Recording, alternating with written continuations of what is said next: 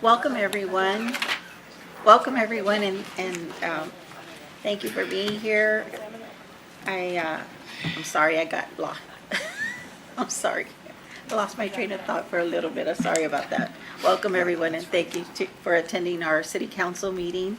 I call this meeting to order. It is 4:31 p.m. Okay.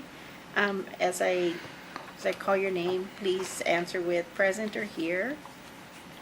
Mr. P. Chris? Here. Mr. Molina? Here. Mr. Burke? Here. Mrs. Bowen? Present. Okay. If we can make note that we do have a quorum. Okay. And agenda item number 2 is invocation and pledge of allegiance. We will have our invocation led by Pastor Troy Riggs with First Baptist Church. And we will have our pledge of allegiance led by our council member, Sandra Bowen. Welcome, Mr. Pastor. Thank you, Mayor, and thank you for having me here today. Shall we pray? Heavenly Father, I thank you for this time. I thank you that we have so many individuals that are elected and appointed that are here to serve the citizens of Alice. That is a tremendous amount of responsibility. And for them, Heavenly Father, we pray and agree that you would give them the wisdom of Solomon as they go about their task, the tenacity to do the right thing as you did with David, and have the compassion of your Son, Jesus Christ. In his name we pray. Amen. Amen. Thank you. Thank you. Please place the flag, put your right hand over your heart and follow me. I pledge allegiance to the flag of the United States of America and to the republic for which it stands, one nation, under God, indivisible, with liberty and justice for all. Thank you. Okay, we will move on to public comments, agenda number 3. At this time, we do have one citizen comment. We have Mrs. Belinda Silva. Miss. Miss, I'm so sorry, I do that all the Miss Belinda Silva, if you could please again state your name and address for the record. Surely.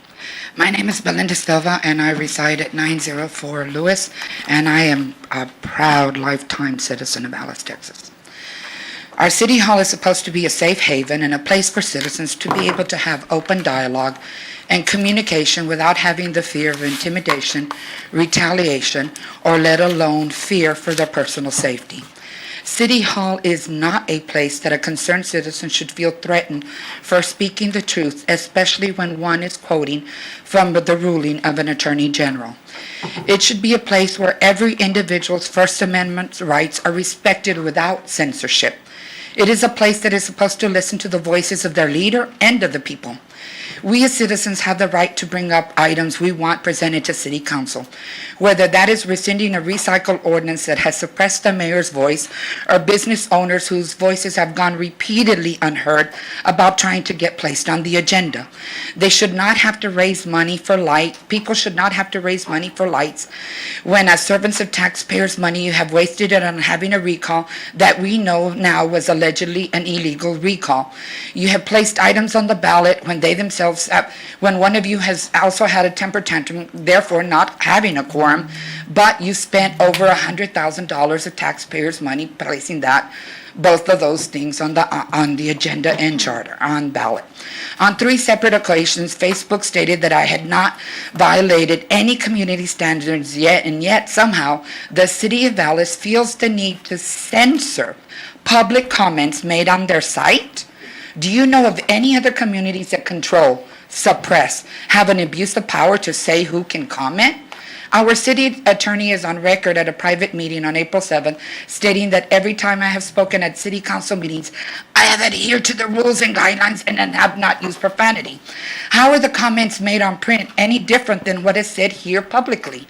Now it also seems that our mayor's corner is no longer being televised live via the city's website and can only be viewed on YouTube.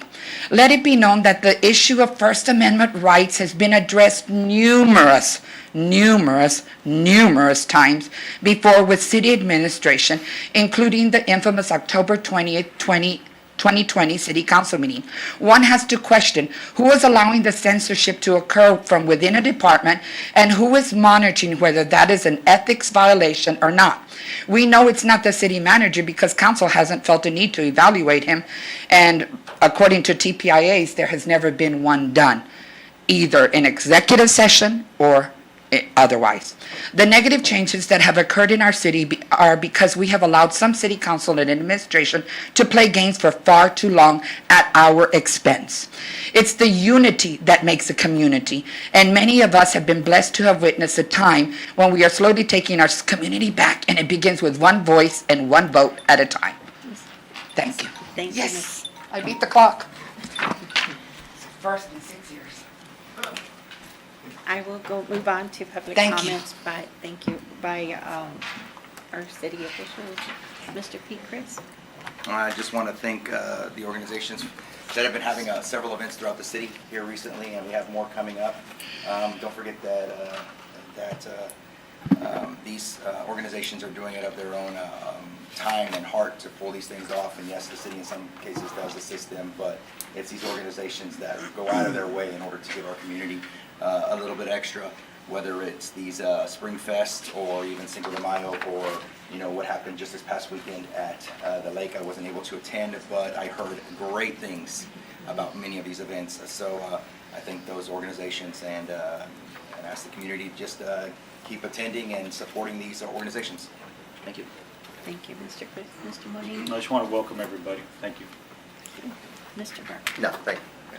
Mrs. Bowen? Yes, real quick, the Alice Rotary Club, the Veterans Office, Jim Wells County Veterans Office, and the VFW Post 8621 are having a Memorial Day ceremony on Monday, May 30th at 9:30 a.m.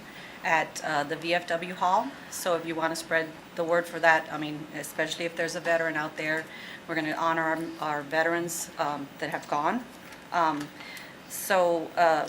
Everyone is welcome to that. And I'd like to congratulate our 2022 Miss Alice pageant queens and for runner-ups, because there was a second runner-up as well.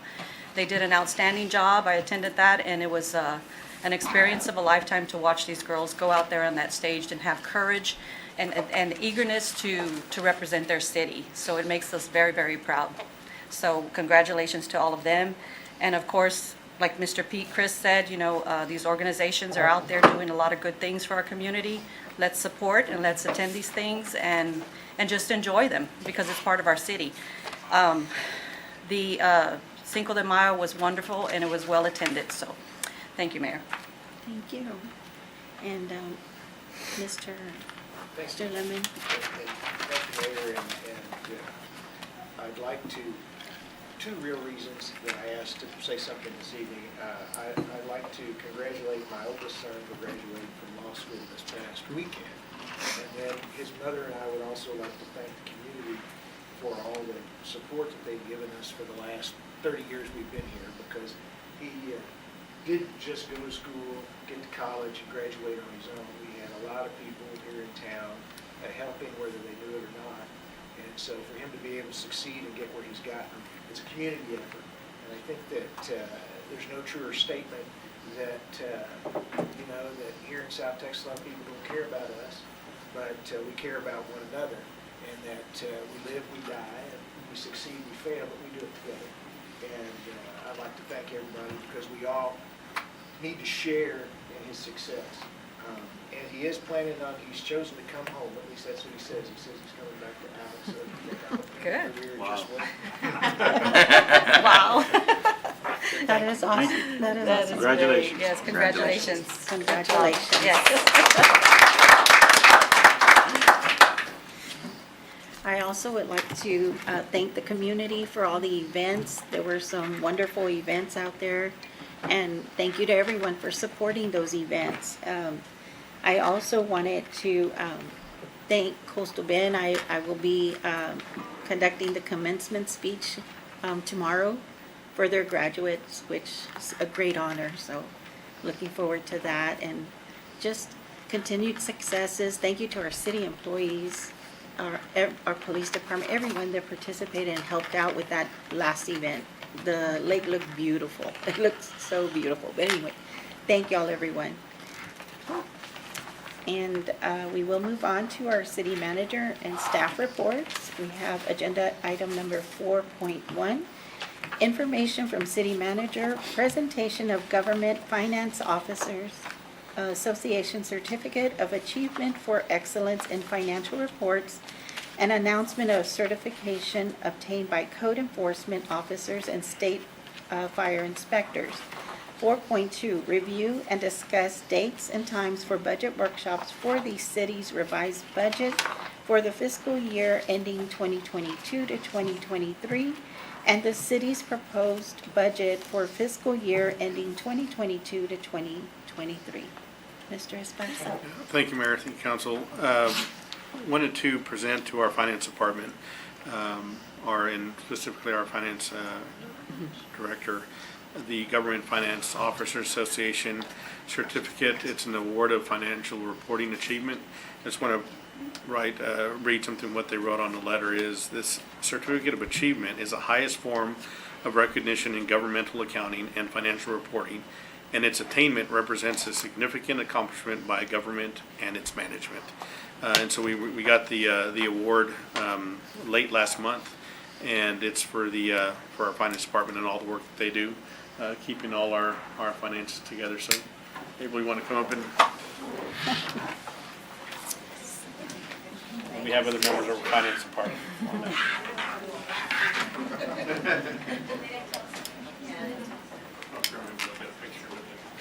Well, you want us to stand up?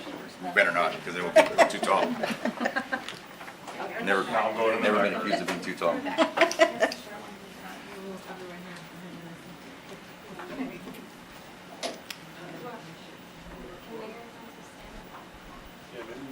Yeah.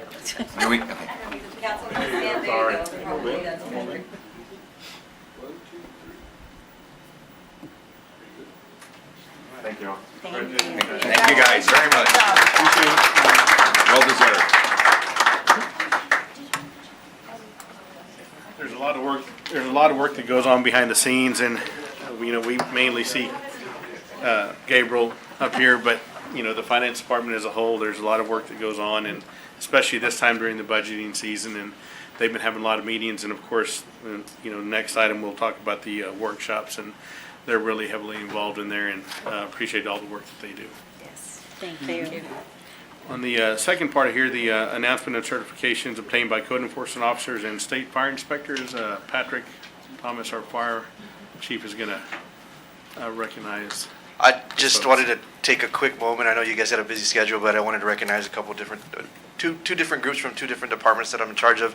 And the first group is the code officers, code department. So when we authorized those positions, it was a long process for them to be able to get certified to be able to do their jobs, right? So it's a year-long process. They have to take classes, and then they have to work under another code officer's license in order to be able to become eligible to take the state test and become licensed. So they've completed that process, and all three of them are here today, I believe, right?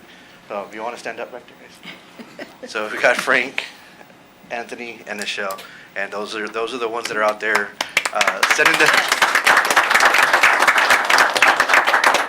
They do a great job. I know that a lot of times you guys might get the phone calls and the text messages about, hey, they sent me this nasty letter that I need to cut my grass. Well, those are the ones that are doing it. And now they're certified to do it. So, but no, it's part of our process was to get them qualified and certified to be able to do that. And so we've completed that. So we've got a lot of big plans for the future for the code department. So the second group that I wanted to recognize, only one of them is here, and I'll ask him to come all the way up. This is Ralph Salinas. He's one of our firefighters, actually one of our driver operators. So when I took the job as fire chief, prior to this, I was the only inspector that the department had, and I'm still currently certified as an inspector. But as you can tell, I get pretty busy with a lot of the different tasks that are put on my department, so I couldn't just do the inspections all by myself. I needed to get some help, and so that's what we did. We sent three of our staff to become certified fire inspectors, and this is a pretty big milestone for us because in the history of the department, I don't think we've ever had more than one person in the department certified to do inspections, and now we have a total of 4, myself and 3 new inspectors. So there's 1 on every shift, and so we're have a second round that are going to be going, so we'll have 2 on every shift. But that's our goal, is to be able to have inspectors more readily available to our citizens and our businesses, and whoever needs an inspection. We want to have those technically certified individuals in our department. So I've got Ralph Salinas, who's here today. The other 2 guys are off, so I didn't make them come in. But Thomas Hernandez is the other one, and Roel Galindo is the other one. So I just wanted to recognize their efforts, and that's it. Awesome. Thank you. so Thank you. Yes, And with code. yes.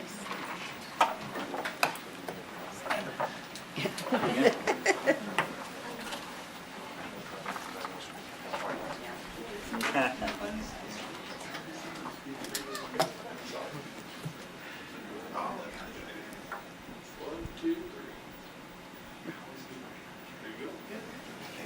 Thank y'all. Congratulations.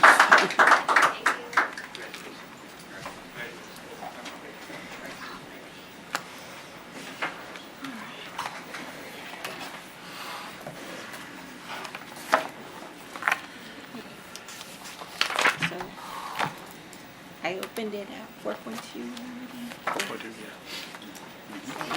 You wanna go over the, Yeah, you opened that one also, 4.2? Yeah, Okay, I did. sorry.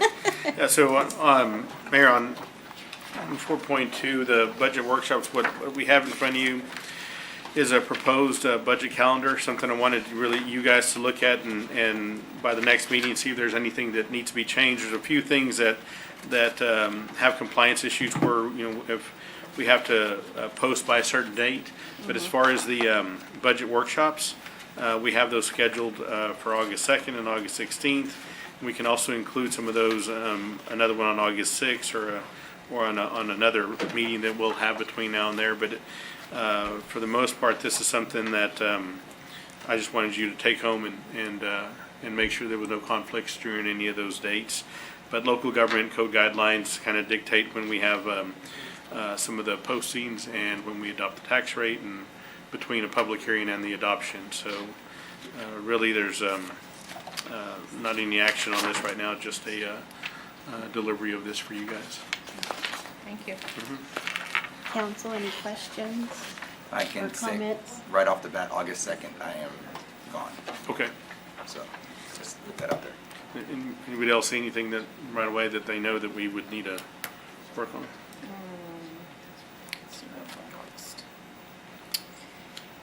I have too many dots in August, sorry. Now we're good. August 2nd, 16, okay, and maybe the 8th, the 6th you said? What? Yeah, the dates the that we 9th? have, are really the 2nd, the 9th, and the 16th is a regular meeting, but the 2nd and the 9th is, are 2 dates that we have that are off a city council schedule, and also the 29th. So Looks this good to me. August 2nd. So we can find another time for the 6th, but, I mean for the 2nd. For the second. Okay. Is that Monday, the 29th, Monday, the 29th? if we need it? No, that one would be one that we would have a public hearing. Okay. Does that date have conflict? No, we're good. Okay.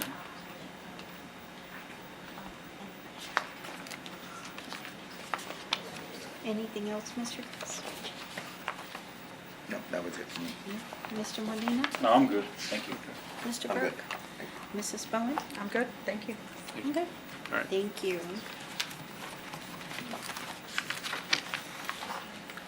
Okay. Agenda item number 5, presentations. 5.1, presentation of National Police Week Proclamation 2022. And we have a 5.2 presentation of proclamation for motorcycle awareness. And I'll wait on 5.3. We'll do the presentation.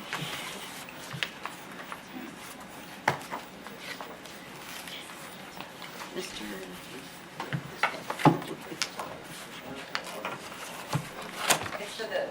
For the police, yes. Yes.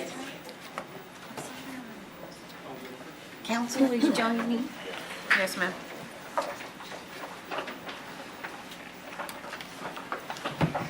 No, excuse me.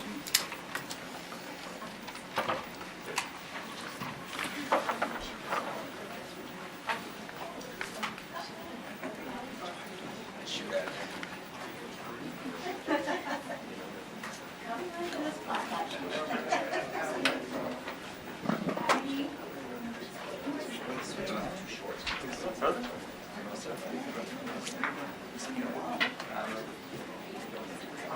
Don't forget, Friday, we have 10:30, we have our ceremony for law enforcement. So, just see you all. What time is it? 10:30. Here at the Sprite, this part, after that, we'll have lunch. But it shouldn't be too long. I'll cancel that.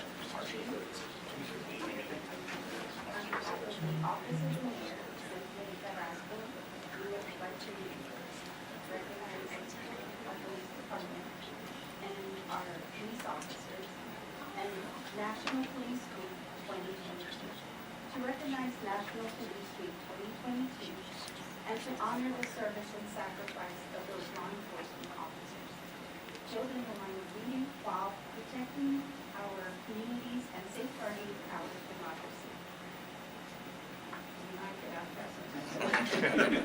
Whereas there are more than 800,000 law enforcement officers serving in our communities across the United States, including the dedicated members of the Alice Police Department.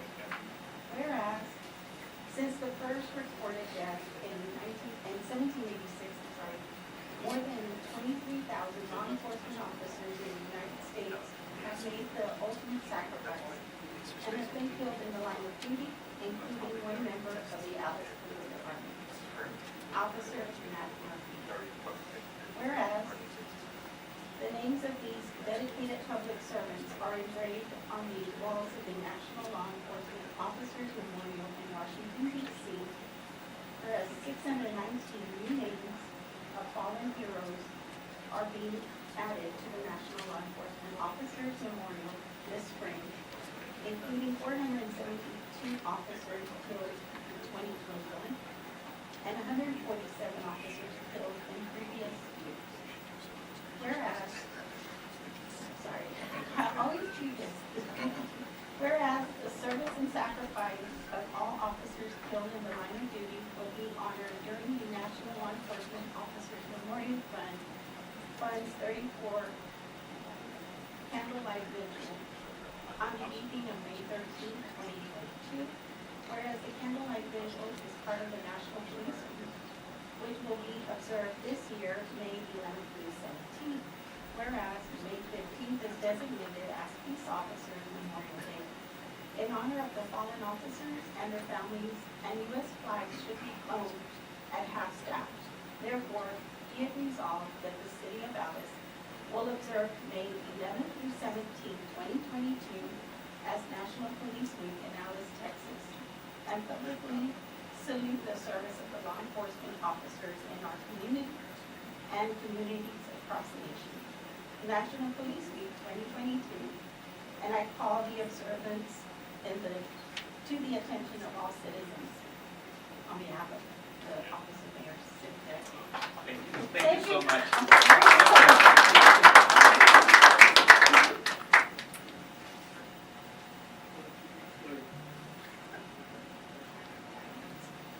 Thank you, Mayor. Thank you for everything. Thank you, Council. You guys. Mayor, if I could just say something real quick. All the success that we have as a department is because of the council and the mayor. And we'd also like to recognize our city manager. He's done a great job for us. He is the backbone, but he's always the leader behind the scenes, and we want to thank you for that. He's done a great job for us. Thank you so, so much.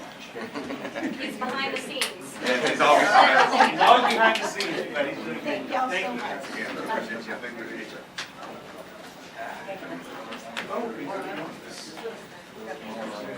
much. Do they want the box?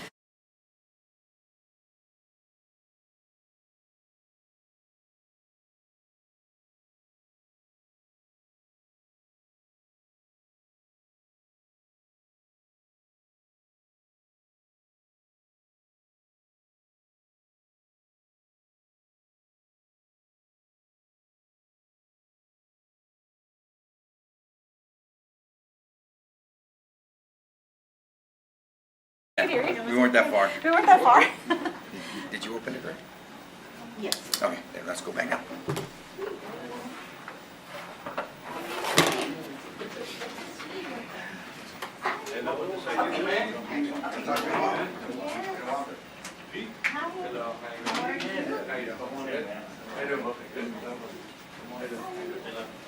No, come on in.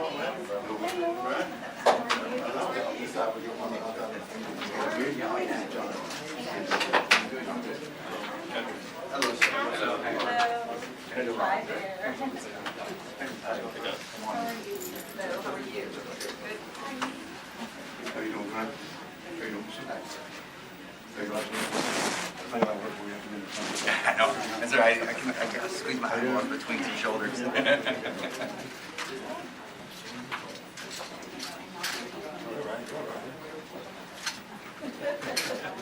Okay. Proclamation, Office of the Mayor of the Gospel.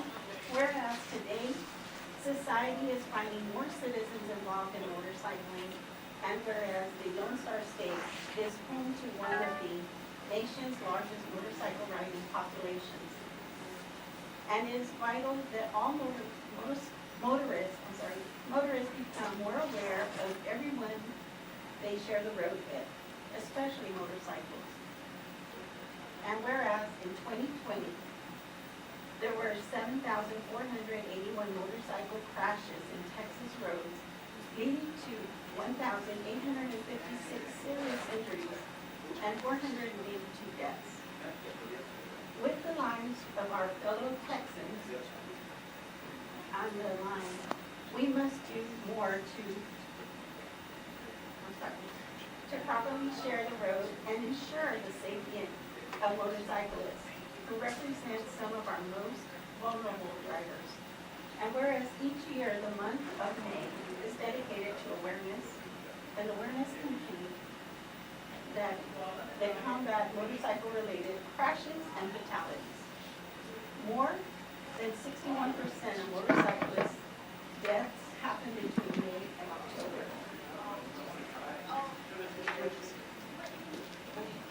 And whereas it is the responsibility of all who put themselves behind the wheel to become aware of motorcyclists and to obey the traffic laws. Also, continue to be vigilant for their safety, and whereas motorists are encouraged to become more aware of inherent danger involved in the operation of a motorcycle, and for riders and motorists alike to give each other the mutual respect they deserve. Now, therefore, pursuant to the powers vested in me as the mayor of Dallas, Texas, I do hereby proclaim the month of May 2022 as Motorcycle Safety Awareness Month, and encourage the Alice residents to visit www.texas.gov to learn more about motorcycle safety and what our community can do to make our roadways safer. In testimony thereof, I hereunto set my hand and caused by the big seal of the city of Dallas, Texas, on the 19th day of May 2022. On the mayor's office.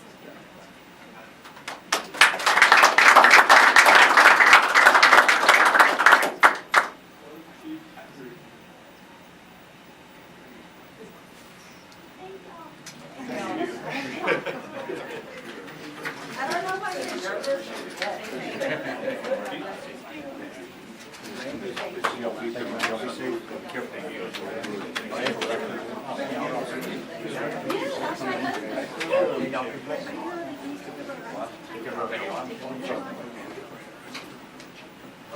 No, you work with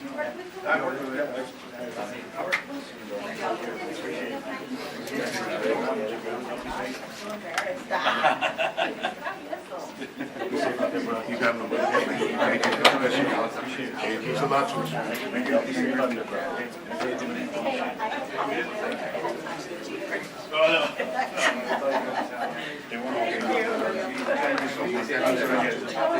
Hey, you want that? Put it in?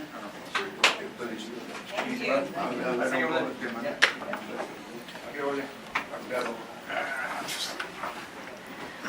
you give this one? I don't want to take it. How are you? Good, good to see you. Well, thank y'all. All right. I don't know why that happens. It's kind of warm in here. It is warm, but You're good. Mayor, 5-3, Mayor, was supposed to be on the consent agenda. So if you want to read it as 6-4 and move it as 6, does you just need to read it as 6-4?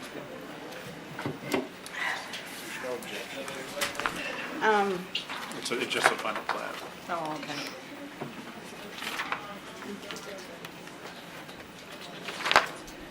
it was supposed to be.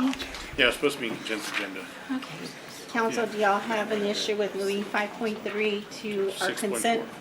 consent agenda? You said 5.3? Yeah, moving it to 6.4. Moving it Giving on it a new number. 6.4 to consent agenda?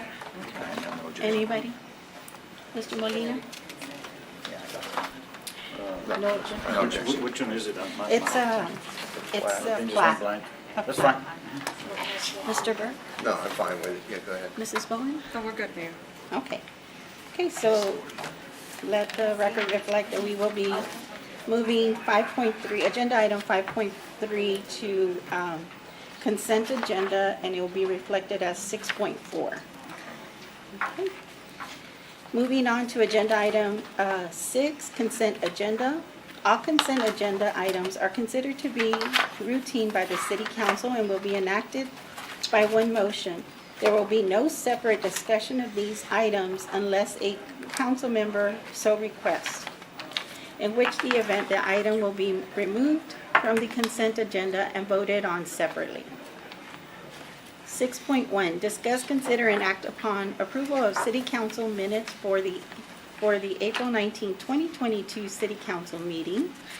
6.2, discuss, consider, and act upon authorizing city staff to submit a grant application to the Office of Justice Programs Bureau of Justice Assistance, BJA, for up to 50% reimbursement for the purchase of 16 bulletproof vests under the fiscal year 2022 Bulletproof Vest Partnership Grant Program.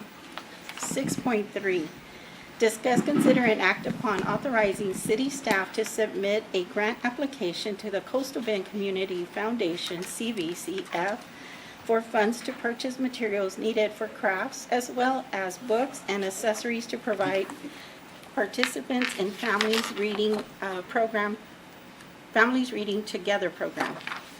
And 6.4, discuss, consider, and act upon a final plat establishing all Alice Star Edition, Lot 1, being a 0.773 acre lot comprised of 2 tracts of land described in volume 656, page 815, official records of Jim Wells County, Texas. Okay. Council, any discussion? Mr. Chris? No, ma'am. No questions. Mr. Burke? No question. Mrs. Bowen? No, thank you. Okay, if there's no discussion in reference to this, then I'll entertain a motion. Mayor, make a motion to approve the consent agenda. Second. Okay, we have a first and a second. All in favor say aye. Aye. Okay. All opposed, same sign. Motion passes. Agenda item number 7, individual consideration. 7.1, hear presentation and discussion from Kansas City Southern Railroad on a crossing safety consolidation project and quiet zones. Mr. Esparza, we have someone here? Yes, ma'am. We have representatives from Kansas City Southern. This is a project that we talked about late last year and finally got around to having further discussion on it. And they were going to talk about quiet zones in conjunction with street closings, kind of individually and together, and some of the statistics that they have for our area as well. Okay. Welcome. Thank you. So my name is Jason Field, and with me I've got Jonathan Turner, who works with me on railroad crossing safety. For the last 24 years, I focused on railroad crossing safety all throughout the country. We work for a company, an engineering firm, Moffitt and Nickel, and we are a consultant for the Kansas City Southern Railroad, Railway, actually. And basically, what KCS has asked us to do is go around to different regions of the railroad where they have a lot of near-miss issues or a lot of what are referred to as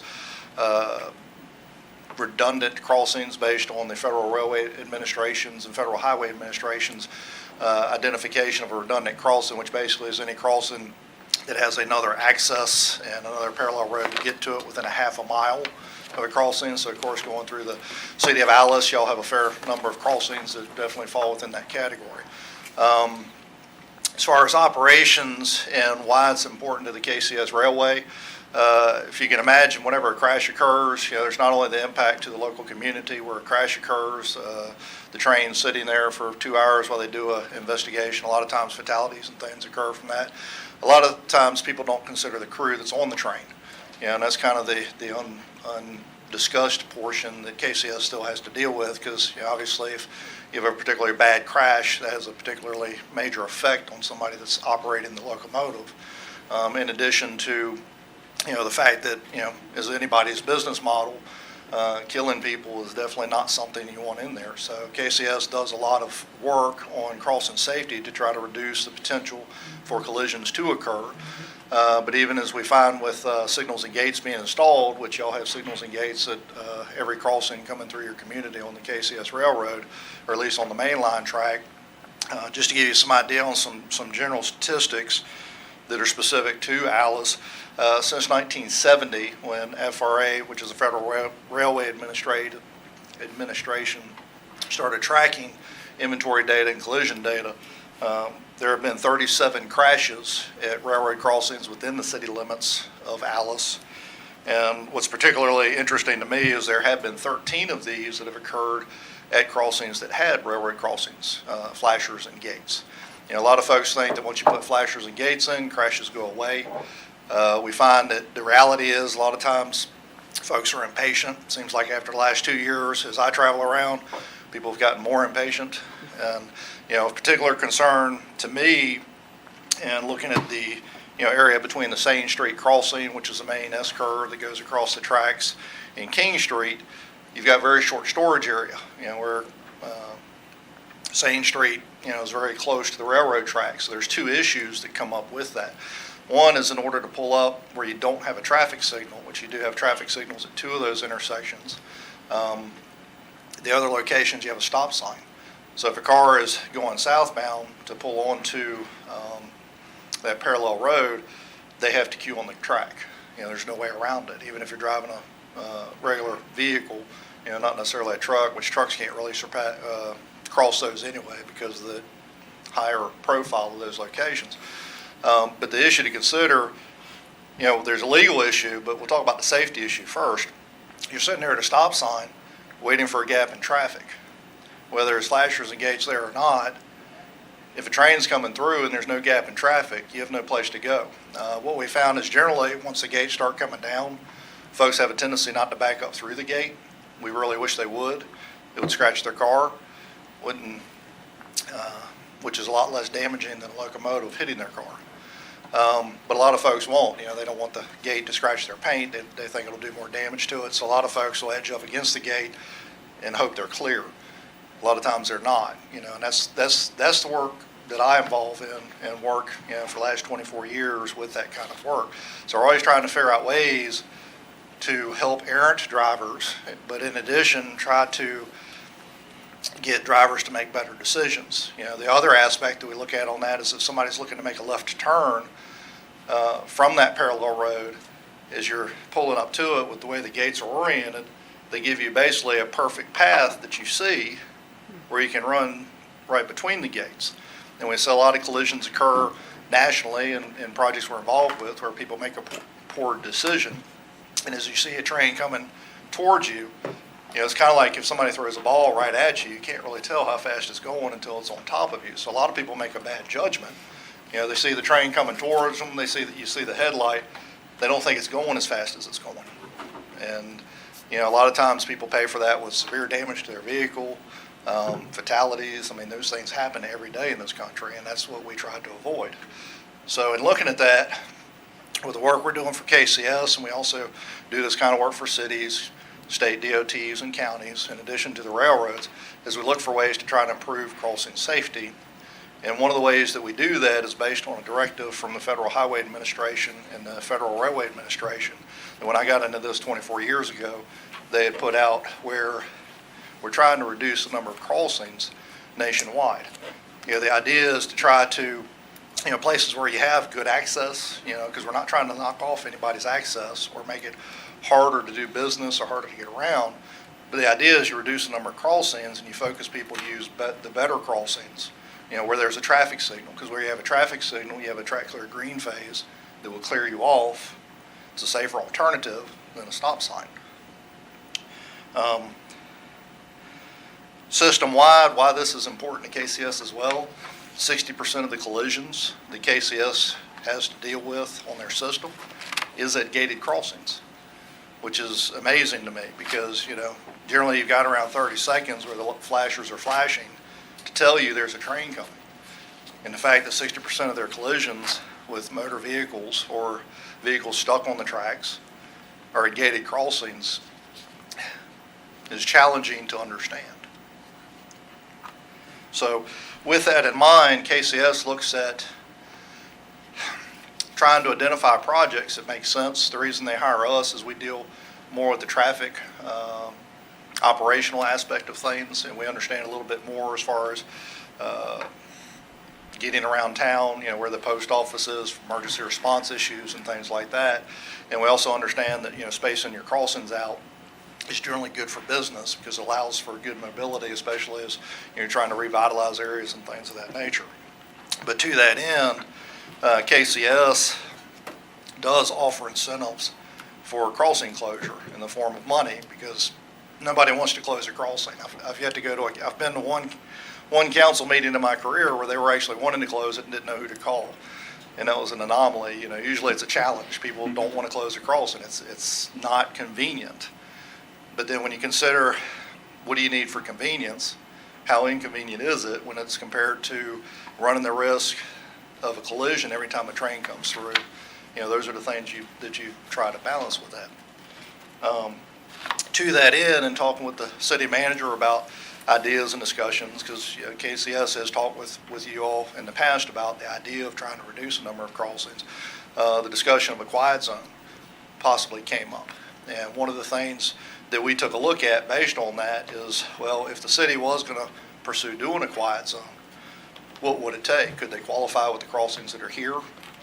Or would there have to be crossing closures? And Jonathan Turner, who's one of our quiet zone experts, I'd say he's probably surpassed me as far as the calculations and things go at this point, ran the numbers and has determined that, basically by a very slim margin, we think, again, making some assumptions on traffic volumes because the traffic volumes haven't been updated on a lot of the crossings, for the FRA's calculator. But very slim margin would require at minimum 4 crossings to be closed. Based on our experience, you probably need a 5th crossing if you're going to pursue a quiet zone within the corridor of Alice to get a comfortable enough margin that would likely fit the bill long enough, where you wouldn't have to readdress that unless you did have a collision at a crossing. One of the aspects of the horn rule is you can get a quiet zone one of 3 ways. 2 of those ways you have to run the numbers. There's a national risk threshold that you're comparing your quiet zone to, or you're comparing your quiet zone to your quiet zone with horns, or you install what they refer to as supplemental safety measures. Supplemental safety measures include things like one-way streets, 100-foot medians on either side, which is not something we can apply at the majority of the crossings because you've got, shorter storage area on one side, or closures or grade separations. Grade separations are hard to come by because of property issues and the space those take up. But, that's why in taking a look at it, we identified that if you put medians, for example, on the majority of crossings where you could get 60 to 100 feet, which on the concepts that we provided that are part of your packet, that's just a suggested idea based on what we're looking at. It's not necessarily what we think is the best fit. Obviously, the council who lives here would know if that fits things better. But, we figure that's a good baseline to consider, to kind of take a look at things.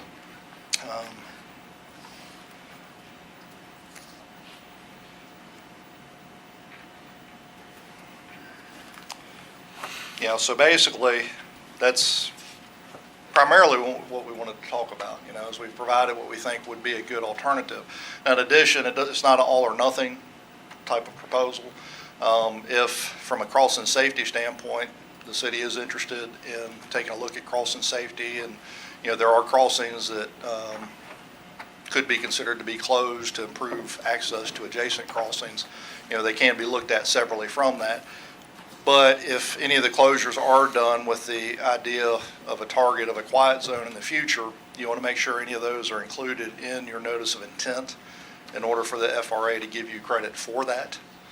Because if you don't have it in your NOI and you close a crossing and then you do your NOI, they won't count your crossing closure. And you definitely want that credit if you're going to be applying for that as an alternative.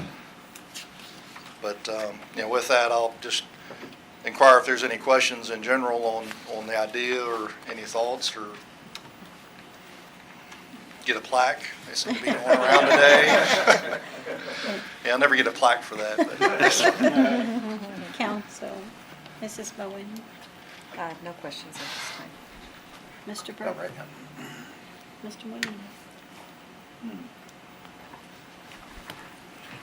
It's very interesting. This is very interesting. I'm good for now, though. Mr. Chris. I have a, I'm kind of torn between the idea of all these closures because these streets have been open for decades and decades, and traffic's been flowing that way. How many accidents do you say that we've had in the city, within city limits? 37 total. 37. 37 in how many years? That's since 1970. 1970. We didn't have flashers and gates during part of that time frame either? Or they've been there since? Correct. 13 of the crashes have occurred after the gates were installed, at locations where gates were installed. Right. And as an old computer guy, I use an acronym, and it's PICNIC. And it's problem in computer, not in chair. I mean, problem in chair, not in computer. But in this case, I think we have problems in the chair, not in the crossing. You know what I mean? The people driving those cars are making decisions that can kind of put things in a bad way. And don't get me wrong, I think that everything's important. Something that needs to be reviewed more personally, but you did mention something about funding. So I mean, anything that helps our city makes a big difference, right? So I mean, what does that actually play? How does that actually play in? Because granted, there's some things here, so, more parking, this, that, and the other, but Sure. It costs a lot of money to make a road where nobody wants to drive down it any longer. So when it comes, if I can back up, one other thing I would like to comment on, between the Seine crossing and King Street, in addition to the risk, because there is not, I don't think necessarily the driver's decision to be poor if you're going south, because you have to stop at a stop sign. Mm-hmm. And you are on the track. And at that point, you are waiting for a queue on traffic running parallel to open up enough for you to pull out. And a lot of people make a left turn, which always kills me in locations like that, because it's like, well, why would you go to that location and turn left? And the other thing to consider from a legal standpoint is that driver is breaking one of two laws every time they go through that crossing. There's a federal motor carrier law, of course, more towards CDL type drivers, but you're not supposed to pull across a crossing unless you can clear to the other side, which there's not a lot of CDL drivers, I think, using those crossings because of high profile. Our city attorney would like to make a Interject. comment. And have you all, the Federal Railroad Administration puts out guidelines and explains quiet zones, right? They have a horn rule, which is legislation, yes, sir. Well, I mean, actually, I'm on the website right now. Right. And they've got a list of things that we can do Yes, sir. for quiet zones, and there's lots of other things that we can do just from closing, instead of closing streets, right? Yes. Okay. And that you talk about the legality, well, there's a whole lot of laws, not just two, that they break if they pull through an intersection. I think we could find 4 or 5 motor vehicle operation rules here in the city of Alice that they'll violate if they did it. But my point, I guess, that I'm saying is that when you told Councilmember Crisp in regards to, we had these 13, where were those? Were those downtown? So they were a mix of, King Street has had at least 2, Reynolds has had 4. Let's see, the State Route 44 has had 2. Cameron has had 2. So they were downtown, and then. And that 44, that's on that switchback? On the curve, Yes. probably. Where it comes through. Okay. And now, isn't one of the ways to eliminate those types of accidents to put 4 quad gates in? So KCS does not have the capability to maintain 4 quadrant gates, so that is not an option on the KCS railroad to install.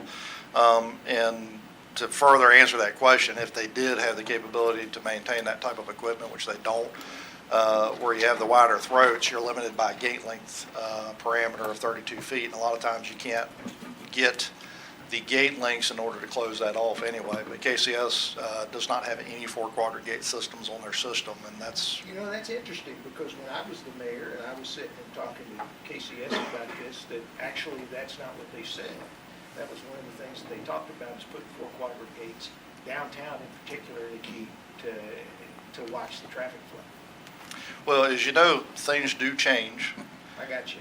And currently, there are none on their system. And, further interest, there is a lot of discussion in our industry about whether 4 quadrant gates are actually more beneficial or less beneficial for what they're trying to treat. Because by adding exit gates, you're adding a supplemental gate, and the trade-off that you're sometimes doing is you're adding the potential for somebody to get trapped between 2 gates. So much so that there's one state, and I'm trying to remember which state it was in the Midwest, that is actually removing exit gates because of that safety concern as a policy. And I guess the point that I'm trying to make is that there are numerous plans, and anything that would be submitted by you guys and by the city that would have to be approved by the Federal Railroad Administration to develop this quiet zone. You want to talk about the calculator? Yeah, The I reasons can run for through the those. It's on the website. Yes, so you're right with there are multiple options with the 4 quadrant issue with KCS, and that kind of scratches that off as one of the options. You do have one-way streets as an option that there currently are not any, so those would be changes. Medians, you're not able to get the full length medians, and actually, as some of the plans show, those have, as part of this proposal, medians as well on some of the crossings to help drive the risk index down. The crossings going through Alice, you're not able to get a supplemental safety measure at every crossing. And I don't, and let me Yeah. back up, I don't mean to catch you off guard, but what I'm trying to get across is that you guys will sit and work with city administration, this is a plan Yeah. that they want to follow. And Yes. that there's tools that are there that you all have Yes. internally in your industry, and then tools that come from the railroad administration that can be implemented to come up with a plan. Yes, so if we go to the very last, Last slide. well, even if we go to the last, like a calculator, I can. Oh, yeah. So that is, one more, One more. the table. That was it, there wasn't a calculator in that one. Is that the sheet? So yes, it's in, That's it. We each so have it's in one. your package. So Yeah. that is the tool that the FRA puts online that I went to and just put the information in using what is in inventory currently, and came up with the numbers of just taking kind of the 30,000 foot view of what safety measures, whether they be supplemental or alternative, could be, at each crossing, whether it's a median or a closure, to work with the numbers to get, as Jason said, below the risk index with horns threshold, at that semi-comfortable level of, a risk index of over 2,000 points less than what the risk index with horns is. Because the national risk index does change every We time. don't have that. It goes up and down. We're doing risk index with horns. Oh, okay. Which Because is we're the up, yeah. alternative here. Because you're over one number. And I got you, and Yeah. I think I understand. So that is a tool, yes, and we would 100%, if the city wants to pursue this or has questions or ideas of routes or anything like that, we can assist in those numbers, whatever the case may be, to see, do the options still produce numbers low enough for a quiet zone? I understand, and I caught you off guard, but I just wanted to confirm that if, what I had been told before, and what they went over with us before, that it was still in place. And so, yeah, thank you. Yep. And one thing on the four quad issue, I know that there's been discussions prior where TxDOT was involved before a lot of these signals and gates were installed. And there could have been some confusion between what was TxDOT's driving recommendations and what was KCS's, because I know TxDOT at the time was proposing $175,000 incentive for each individual closure, but that was before they signalized and gated them. And that was back then about what was being used for the cost of an installation. Now an installation for signals and gates is $350,000 to $450,000. But since they've installed signals and gates, we have actually been back to TxDOT before we've come to talk to you all to see if there would be any potential for incentive matching funds out of their Section 130 Crossing Safety Hazard Elimination Program. And TxDOT's stance, unfortunately, as well, no, because we've already installed signals and gates, we've given them the option, they chose gates. So TxDOT basically tapped out. So at this point, it's what KCS is trying to do to improve safety by trying to consolidate crossings. And again, looking at where the stop sign locations are, that's a particular concern just because we've got queuing traffic routinely sitting on the track. A couple other things just to be aware of. The Canadian Pacific Railway has bought all of the stock for KCS Railroads, so they basically are the owners, which there's still some approval processes and things going on over the course of this year. But our expectation, and again, we don't know for certain, but our expectation is we anticipate train traffic will increase as a result of that, because CP will have a route basically from Canada to Mexico that goes through Alice. And depending on how they set up their speedways, a lot of times they route all traffic on one line south and then another line, 2 states over going north to try to reduce congestion for the railroad standpoint. You could see more than that, but I think reasonably I've heard, they're anticipating within, the next year when that ownership takes full place, you may see like 30% increase is kind of what people are talking about on this end of things. So the train volumes you see now, which are 15 trains a day, that's in a 24-hour period, will increase by at least 30% is what we're thinking. And we're thinking they're probably going to increase over time, in addition to that. You said increase? Increase. And the other thing to consider also is trains are getting longer. Currently they're around 2 miles on the KCS Railroad because they're limited by the length of their sidings. But basically a train can run as long as a train can run without breaking the knuckles between them. And just to give you a frame of reference, we've seen in some places out in the flatter lands of the country, them running 3 and 4 mile long trains. Whether you'd ever see that here or not, I don't know, but I thought that was a pretty amazing thing. You would think that would equate to fewer trains, but if they're increasing train volume, as commerce increases and things, it's hard to say exactly what you'll see in the future. Now with this merger or this buyout with this different entity, the product that would be going through, will that change? Is it something that's going to be transported that's different than what's being transported currently through our city? As far as the Merchandise? cargo, Yes. so the railroad is going to transport whatever cargo they're asked to transport, right? So it's kind of like, in a way, if you imagine a trucking agency, an individual truck driver, somebody calls them up, says, hey, I need to ship X. Okay, it's work. So, Yeah, but because it's a different company and they were transporting different things, I was just wondering, is that a chance of that type of product? And the reason I'm asking is because I sat in on some of the public hearings and I heard about the derailments and different things that people were talking about and the hazards. So I just kind of want to get your feedback on what products would be going through. so I'll say probably, just because from a Canadian Pacific standpoint, if they're trying to get something to Mexico, which this line generally is probably going to be for products that are either going to Mexico or coming from Mexico. But currently, it depends on what CP's connection railroads are. So they could be connected with BNSF or UP, to go different routes versus KCS for different types of cargo. Well, now that they're going to have this line as part of their railroad, they're probably going to favor this routing because they don't have to pay a handoff fee, because generally they're not making as much on the shipment of the cargo. They're splitting it with other railroads if it's transitioning to other railroads for part of the trip. So if they'll have this connection, which the KCS does go into Mexico, Tex-Mex Railroad is a part of the KCS railway. So I would expect they're probably going to add to things that are here. Things that are already here are probably going to continue to go through, but they'll probably add more of the same or more of different commodities. And what those are, you'd have to look at a national model, and even then you'd be guessing because it's whatever the CP is looking to do.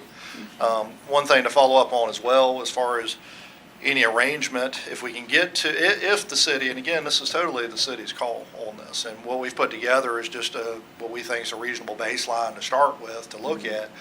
And as far as the Federal Railway Administration's quasi-zone calculator is at a minimum what you're going to need, because we don't think by our evaluation you can't get supplemental safety measures at every crossing, and even if you could, 4 quads, you couldn't even do 4 quads at every crossing as well. There'd be limitations to what you can do, but that's not an option. Because again, I think maybe TxDOT was the one that was promoting that, because there are other railroads in Texas that will do 4 quadrant gates. KCS is not one of them. But if we get to an agreement, just so the council's aware, then that would transition over to CP ownership. But if we don't have any kind of agreement in place, or there's no resolution passed saying, yeah, we're going to do whatever project, then this time, by the end of the year, things will change. Whether the same options are still an option, we don't know, to be honest. Can you just elaborate again the benefits that you've seen or if you've experienced it, because you've done this before in other cities and communities of this size, what the benefits are for us as a city and you as the railroad commission or the. Okay. So from the city standpoint, you have a lot of opportunity. So when a train comes through, you've got, how many total crossings? Sorry, we do a lot of these, and I don't want to throw out a bad number in case the news is in here and says, well, he said this. So you got roughly 10 crossings, just for discussion's sake. So you got 10 crossings. All of them are gated, but say half of those you got a stop sign that requires somebody to queue on the track. So from the city standpoint, safety of your citizens, you've got a known condition where people are queuing on the track in order to stop for a stop sign while waiting for a queue to turn right or left. And whether that's a frequent queue or not, I don't know. Y'all know how busy. I've been working with this for the last 2 years, and of course, all the traffic the last 2 years has not been what everybody always sees. But if there's a heavy volume of traffic, or if the traffic signal just releases, and you've got a long platoon of traffic, you might not have a long gap. Well, if a train happens to come through, because a train can come through at any point, then you've got 10 potential crossings where you could have people sitting on the tracks. You got 2 of them with, between Sain and King. Right, King, or Aransas. Lorenz. Aransas. And, you know, basically, you have the potential for people to be sitting on all those tracks through that one section. So if you reduce those crossings to where you have traffic signals that provide track clearance green phase, you know, so if you're sitting on the track, the way that works with the traffic signal and railroad crossing signals is you end up getting a green clearance phase. So if you're sitting on the track, you know, one, you've erred in judgment, just say that, throw that out there, but you get a green phase that allows you to go off the crossing as the gates start coming down. You know, that's how the traffic signal functions, interoperates with the railroad crossing signals. So instead of having 10 crossings where you have that potential where somebody could be at all 10 crossings, say you cut it in half, just again, playing with numbers, then you have half the locations where there's a potential for that crash to occur, so you've reduced your risk for citizens to get injured at the crossings by routing them to what I consider better alternatives where you have a traffic signal, for example. In addition to that, one of the driver behaviors we observed often, and something y'all may have fallen prey to before, is you're in a hurry and you're going to turn on one of these crossings, and the one you're getting ready to turn on activates. You hit the gas, and it's kind of like the ped walking signals that count down. You know, one of the things we see, the signal activates, and you're like, well, okay, I can go 5 streets down, turn left, someone will step on it. And, you know, they could do this on either side of the track. They could be on the town street, you know, 2 or 3 streets up that are running parallel to the track. So you have the potential for increased speed as somebody's trying to beat the signal because they don't want to wait for the train. And we see this everywhere we go. I mean, it's something not everybody does, but you have a speeder, you know, doubling the speed through downtown, and it's a risk of pedestrians and other folks. Is there any other benefit to you with street closures, or the closures of the crossings besides the safety aspect? So one thing that often comes up is, and there is a benefit on maintenance, but it's honestly a drop in the bucket when it comes to the operational characteristics of a railroad. And maintenance is when they come through and they replace ties on the railroad. They still have to replace ties, they still have to address the rail, but any crossing that's closed, they don't have to put that crossing back in place. So there's a very minimal benefit to the railroad, but they don't even really count for that as far as how they run their numbers, because again, it's just a drop in the bucket. I mean, they don't pave a significant part of roadway, you know, so again, it's not that significant of a cost. They're still going to have a contractor out there doing every other crossing, and the mobilization fee is going to be your higher cost, not the cost of putting asphalt back in. So that is a benefit, in my opinion, but it's not actually something that the railroad calculates or relies on. You know, the biggest thing is the safety aspect. You know, the secondary thing, if they hit somebody, it's like any crash, they have to stop. 2-hour delay. If they didn't derail the train, because again, that's another potential concern. You know, you reduce the potential derailments, because you could always have, you know, a tractor trailer or something hang up on a crossing that's got steel on it or something, or gravel or concrete, or, you know, any of those kind of things will derail a train. You know, so there's the reduction of potential for a train derailment in downtown, which is always more costly on, you know, property damage and other things, and then, you know, lawsuits that always come out of that. So there's that benefit to the railroad as well. But, you know, what's driving it is safety. I mean, there's a lot of crashes, and the railroad has a group of their company that focuses on trying to reduce crashes. You know, what can we do to do that? Well, thank you. I appreciate answering the questions. Real quick, does the number of crossings dictate the speed at which y'all travel through town? Not at all. The speed of the train is dictated by how they maintain the track infrastructure. So curves and things will slow the train down, but with federal interstate commerce, because, you know, they go between states, between countries, if they maintain it based on a track speed that FRA allows for the maintenance, they can travel as fast as they're maintaining that track to be. Now, when they do that, just as information, they do increase the distance for the track circuits. So you still have the same amount of warning time for the flashers, even if they do increase the speed. So where you have flashers and gates, you know, they maintain that same approximate amount of time when they do that. Council, any other questions? No? Okay. Well, thank you so much for this presentation, and I appreciate it. Yes, thank you. Thank you. Thank you all. Thank you for your time. Thank you. 7.2, discuss, consider, and act upon authorizing city manager to apply for a $50,000 grant through National Fitness Campaign to construct an outdoor fitness center at the Anderson Park and make budget amendments for the remaining cost of the project. Mayor and Council, so we have a presentation to show you guys a video on this. Before that starts, I just want to give you a little background. I was contacted by a representative from the National Fitness Council. There was a grant opportunity through Blue Cross Blue Shield that they're having throughout Texas. And so we made contact with them and talked about the potential for this grant.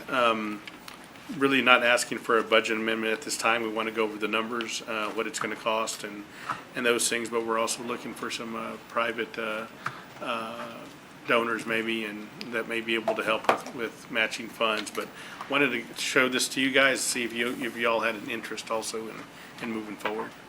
Okay.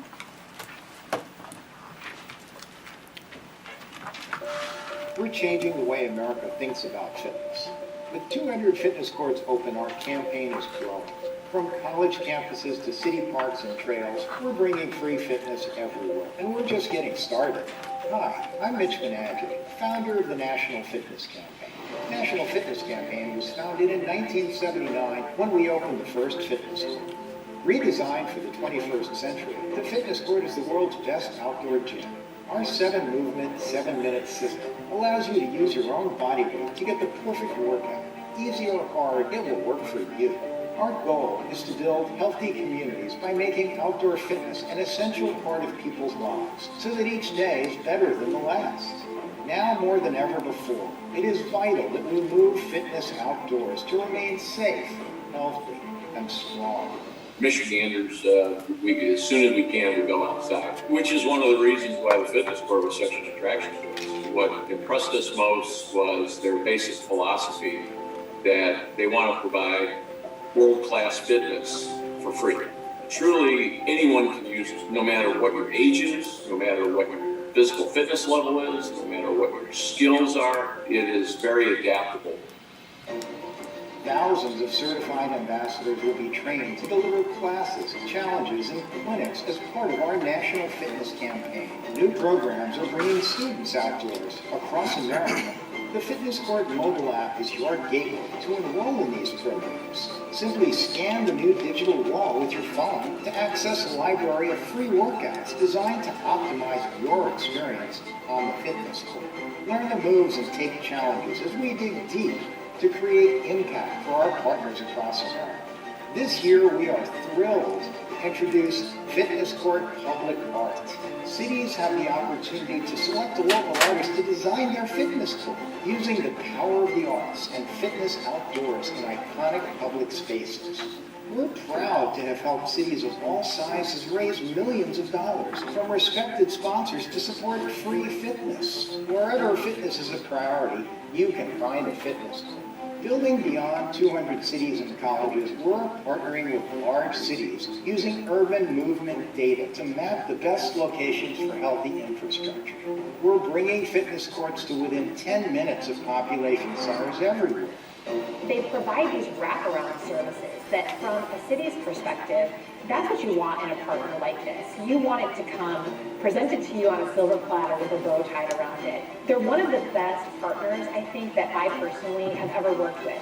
We serve almost 1.2 million members across Michigan. And this partnership really is an opportunity for us to bring scalable, free health and wellness opportunities for our community. So I would actually invite cities and organizations, big and small, to explore the opportunity to invest in fitness courts. To be very honest with you, the feedback from different municipalities and different communities has been very positive.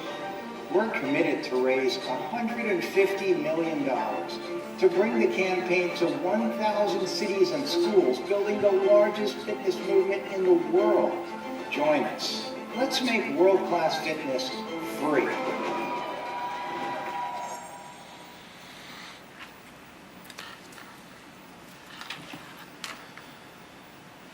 So that's kind of a synopsis of what we're looking at. We've done a couple Zoom meetings with Mr. Esparza and Arlene, and the way it works is National Fitness Campaign they're the parent, but they're using Blue Cross Blue Shield of Texas to do $50,000 grants. So if we apply for the grant and we get it, the total cost of the project's about $180,000, so it would reduce it by that, so about $137,000 what we'd be left with to fund. We are looking at some private donors. We're in talks with, I know, 1 or 2 right now. So I think right now it's just informational. See what, kind of wanted to get your thoughts on what you think about the project and kind of go from there. The Anderson Park, so they, in a sense, the Zoom meetings were somewhat of an interview process for us to see the interest that we had, administratively, and also the location that we had, if it would qualify, and so they really allow you to apply. And so we went through that, and the location that we have that works for them, that qualifies us, of course, is Anderson Park because of the traffic that we get out there, and also the fact that it's on Texas Boulevard, and they want this to be, really visible, and so they accepted that location, and so the next really step is getting an authorization from you guys to apply for this. We're not committing any funds yet, because, we're trying to get additional funding.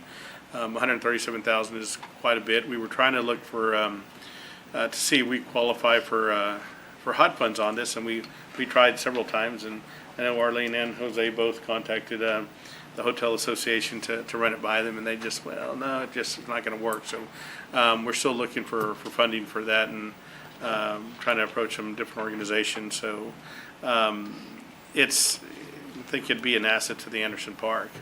We could make it happen, but really wanted to get authorization from you guys to move forward and apply.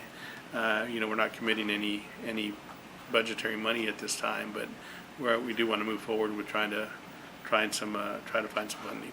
And the application process is non-binding, so even if we were to apply and get it, and we don't come up with the funding, and the council doesn't want to use city budget money for it, we can always, reject the offer.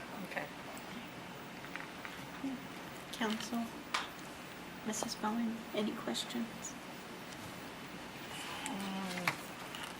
No, I think Anderson Park, that's wonderful. We do have a lot of people out there that exercise and walk and utilize it.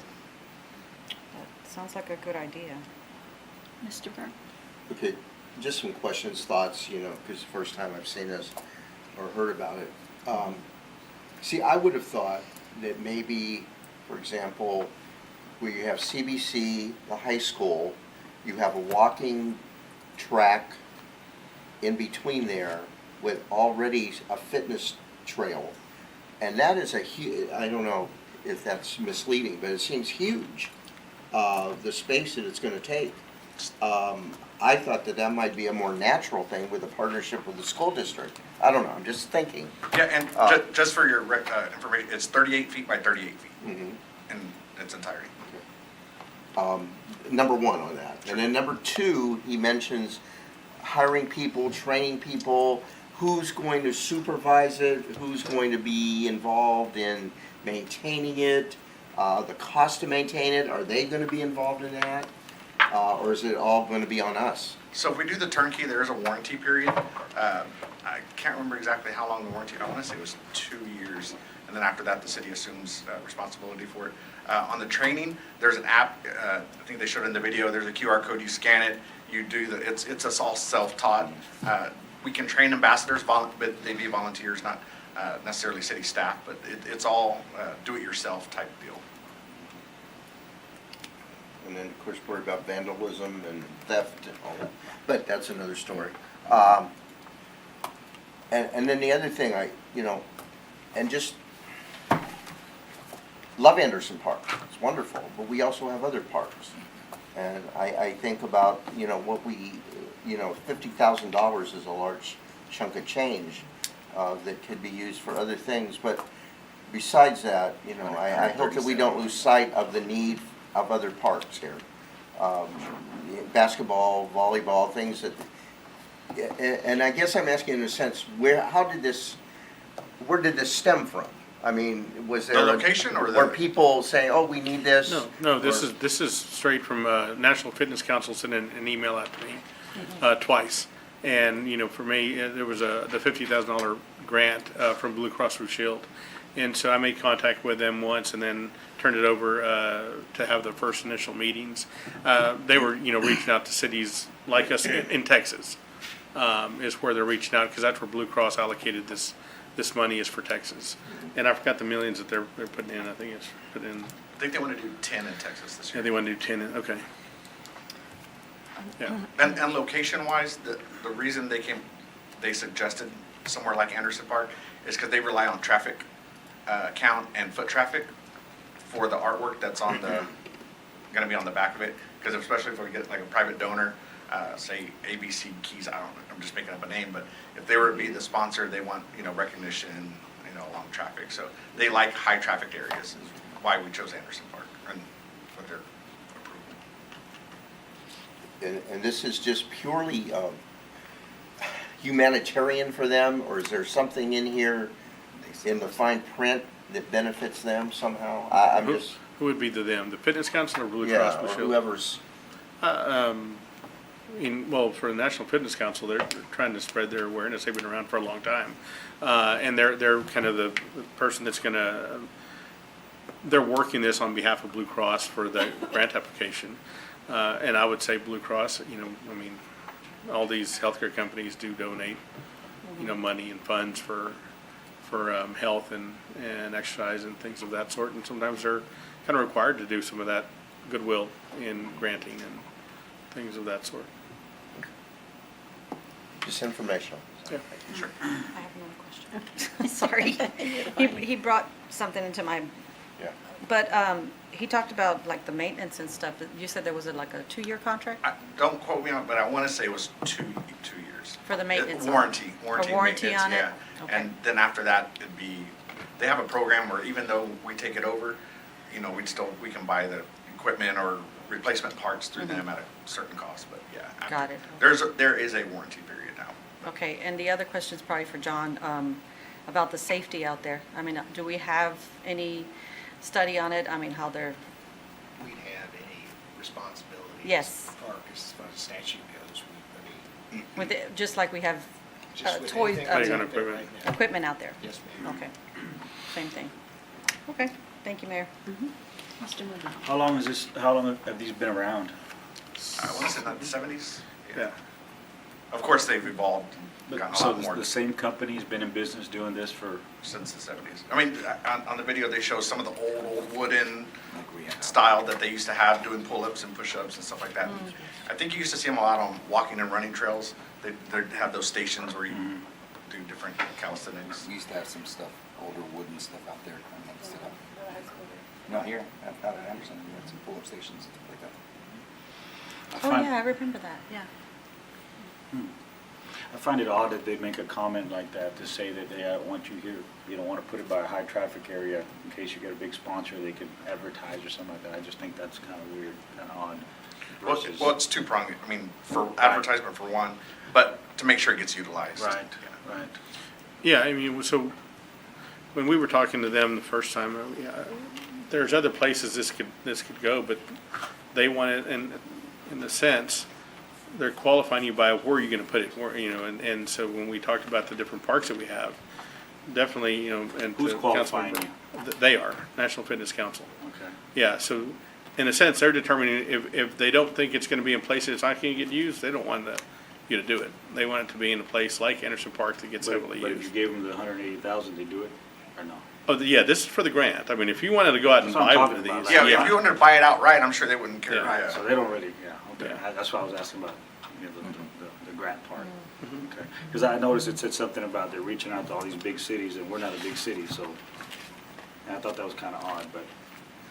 I know they're talking to a couple of cities in the valley also. Not everybody's, I just, after the second email, I responded to them. I was looking at, I know that sometimes these healthcare companies do have these grants, and they're not all difficult to get. And so that's what prompted, the phone call is reaching out back to him and making that first contact.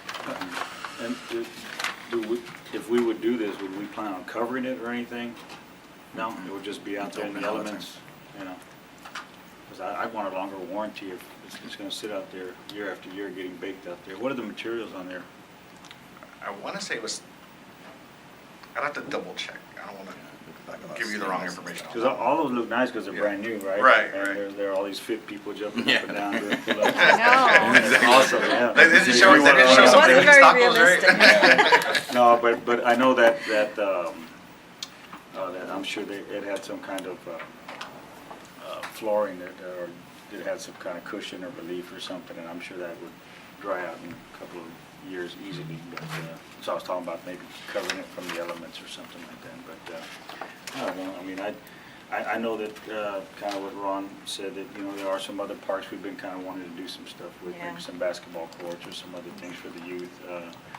You know, get people to get outside and do stuff. I know, my wife's always out there running, everybody's kind of doing their thing, but I don't know, maybe something more like station-wise might be a little more up to, you know, for our area. I don't know, just food for thought. It is a lot of money, you know, the way I look at it, you know, that could be, you know, split up amongst the other parks or something, you know. And I know we've been working on doing something with the baseball parks, right? I think something that's totally different, but We had kinda- assigned some money a while back.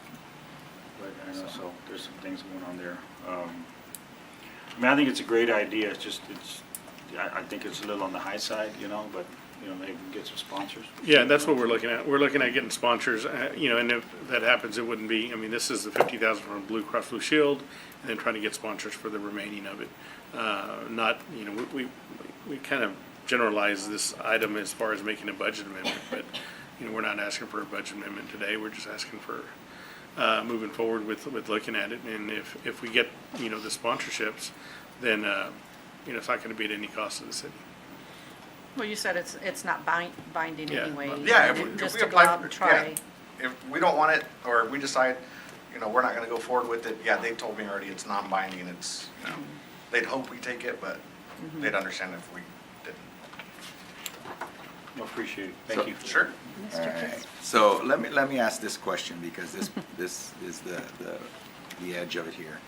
Who do we buy $140,000 worth of equipment from and pay $25,000 to install it?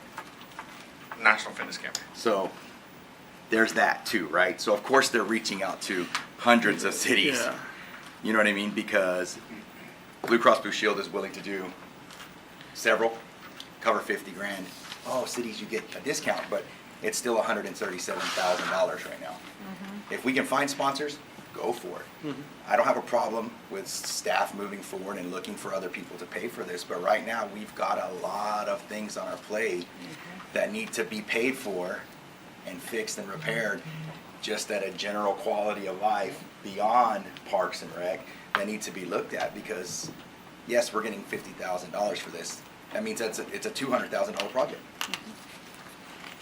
It's a $200,000 project, and we really need to look at funding in other ways.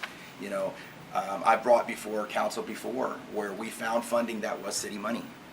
Yes, but I also went out and we found, like you said, you know, sponsors to bring, you know, to try to do skate parks and other things within the community that we could not just see finding the funding for, and it kind of went away. But if the council, I mean, if staff thinks that they can try to go out and find some of this, and we're not chewing on our pennies in order to make this work, you know, I say go for it. But personally, I have a hard time seeing a budget adjustment that comes from the hip pocket of our taxpayers right now on this one, just to be perfectly clear.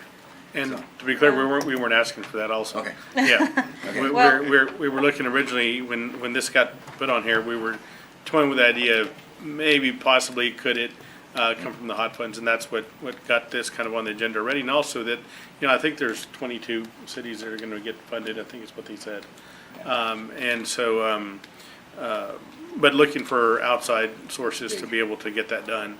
Yeah, this is not, you know, we're not trying to use any reserves or fund imbalance for that, yeah. Until they consider CrossFit a sport, we could get this funded. Yeah. We could do multi-day CrossFit and motor run type of events that hot funds could support. But Right. until they consider, the state of Texas considers that a sport, it's not gonna be, it's this recreational.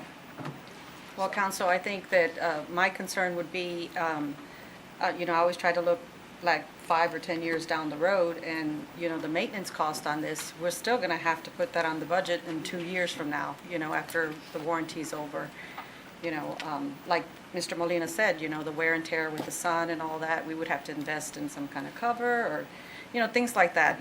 I always try to think of looking forward. I mean, it is a great idea. I mean, because Anderson Park is utilized a lot with health fitness, and I really want to, us council to work on doing something with our parks, of course, all our parks.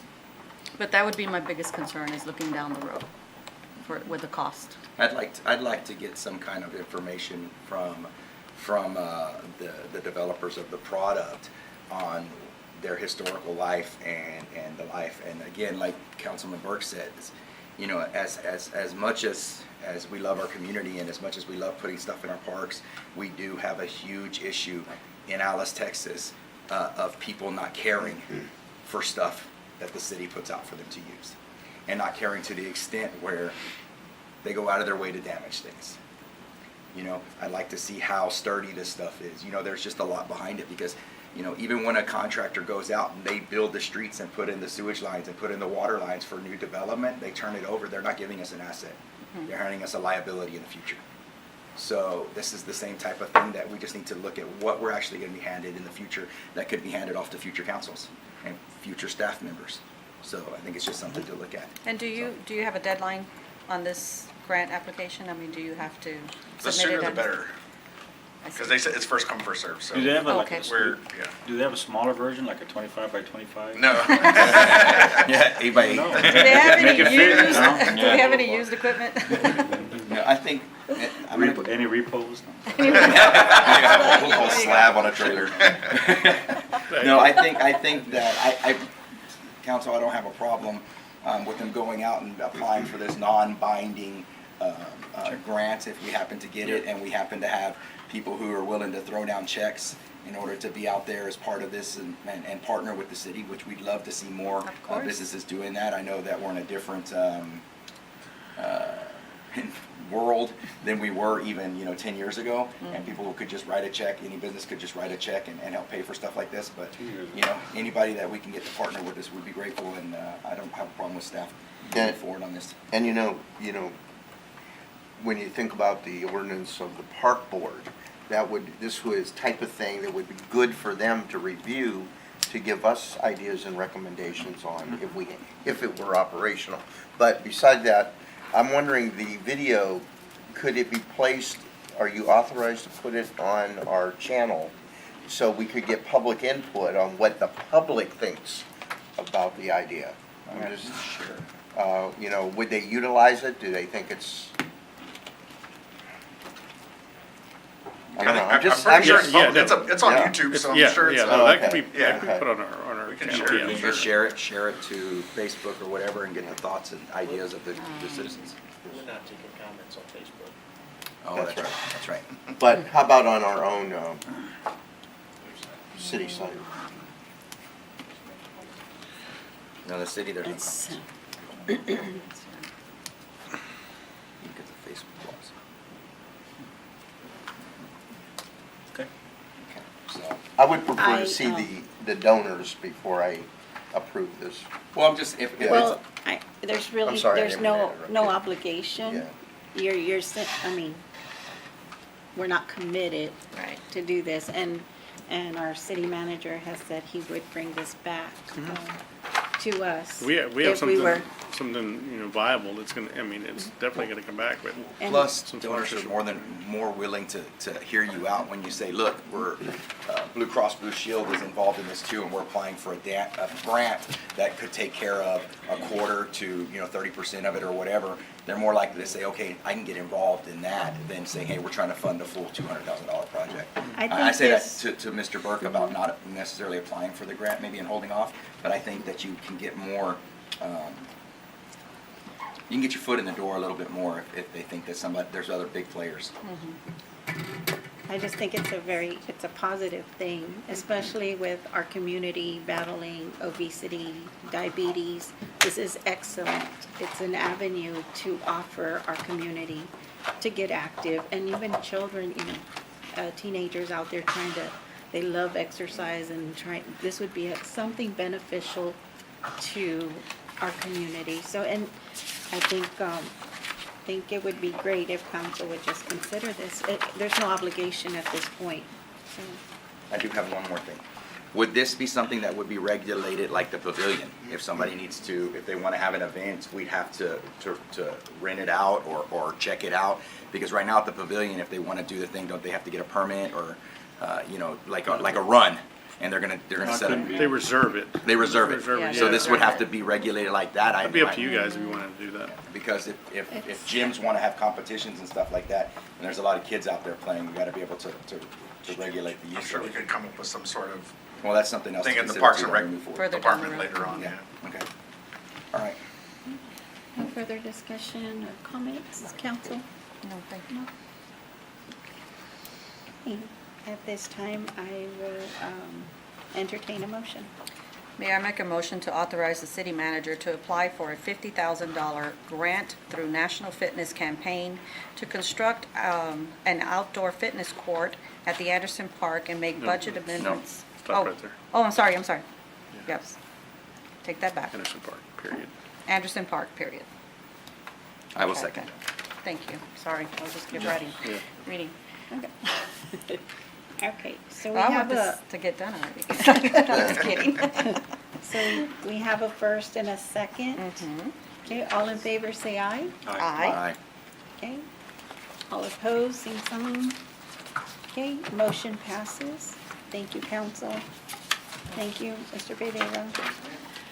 7.3, discuss, consider, and act upon, 1, establishment, dissolution, division, and/or reorganization of Alice boards, commission, and committees, and 2, appointments, reappointments, removal, and/or term clarifications of appointments, vacancies, and/or memberships of the City of Alice boards, commission, and committees. 3, approval of committee applications. Mr. Esparza, is there someone speaking on this? Who? Just one new application. It's Yeah. just that one? For Sandra. Okay. Council, any discussion, comments? Mr. Chris? or- I'm sorry, go ahead. I guess the first question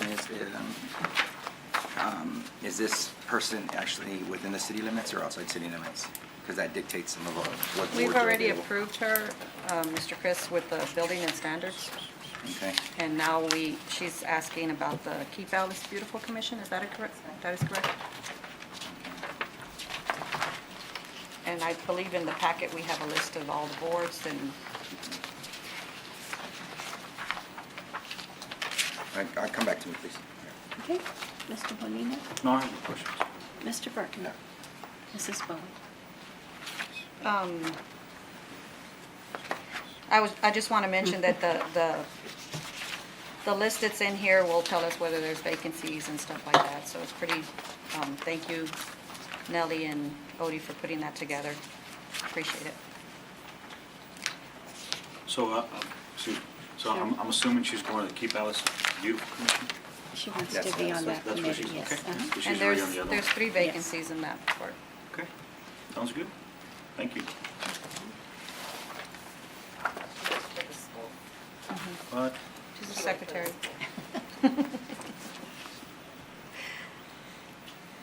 Okay, sounds good. Mr. Chris? Sorry. Yeah, the reason I ask is because of the boards, because it's the very first line of this one, it says they must be, members shall be a resident of the city. That's the only reason I ask, Oh, I see what you mean. yeah, So how was she put on the other one? because it doesn't have that on the other It doesn't have it Oh, on the okay. other one, yeah. Have we verified that county road? Whether it's in the city? Don't get me wrong, I think if we could approve her for one, we move on the other one, but if we have a set of standards here that we put in place as the Right. bylaws, then they need to stick with them. Does Oh. that say city Resident of the limits? city. City limits? Yeah, or the list that's there says resident of the city, does within it the city. Within the city limits?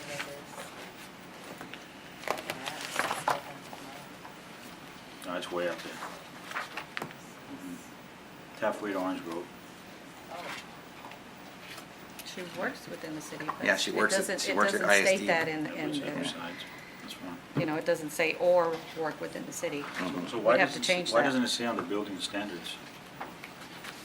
I would assume, You would think that's the one. I would assume, Mr. Molina, because we also apply our building standards to our ETJ.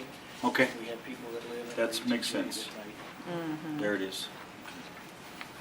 Okay, so she wouldn't qualify.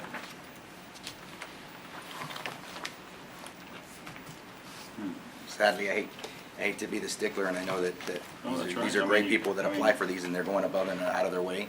But we have these bylaws for a reason, and unfortunately, you know. Sorry. Thank you very much if you're Right. listening out there, but I think that we have Right. valid reason that we can't move on this right now. So you did verify it's way out there? Well, I did, I mean, on my I phone. mean, I don't know, yeah, okay. I mean, here's what I say, let's take no action on it right now and not deny her it. Let's have our codes or administration validate the address and bring it back to us or not, depending on that. No.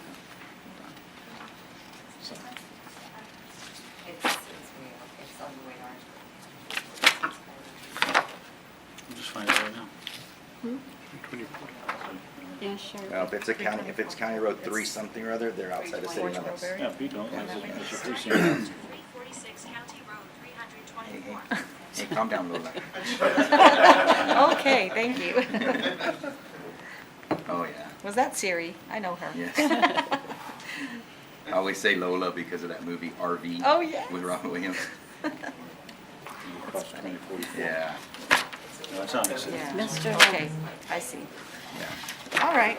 Unfortunately, Sorry. Yeah. I can't go with this. So no action. Oh, okay. It's got all the, yeah, it's the one from that program. And I think we all should thank staff for Yes. moving on putting all this together. This is going to be really Definitely. nice. It's Oh, nice. Nellie, everybody, thank you very much for Yes, getting this all thank Nice moving. and concise. Makes it a lot easier. when we A have whole lot questions. easier, yes. Thank you very much.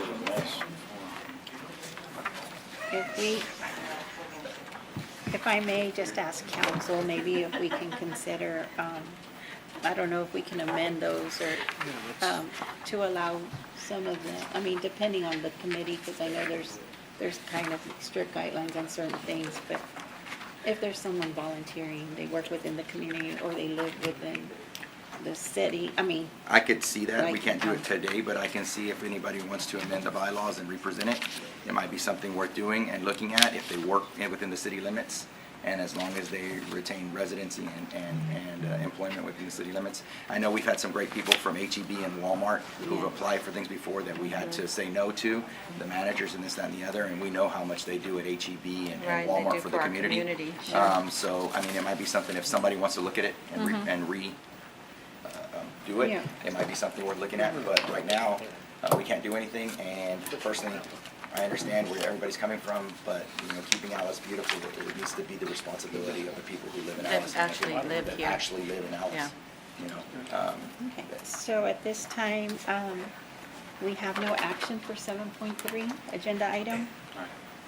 Okay, And we do encourage, Mayor, of course, you know, for people to keep, you know, continue to submit their applications because there's still several openings. Several. oh, Yeah. yes. And we need people from Alice. Yeah, it would be We nice. need people that live here. Not dogging anybody from out of town, but That's why No, that's no. why we put it in place. No, and we appreciate it, we thank them. we want our citizens to step up. Okay, so moving on to 7.4, here's status report on April 2022 month and financial statements, summary funds, and delivery of April 2022 check registers.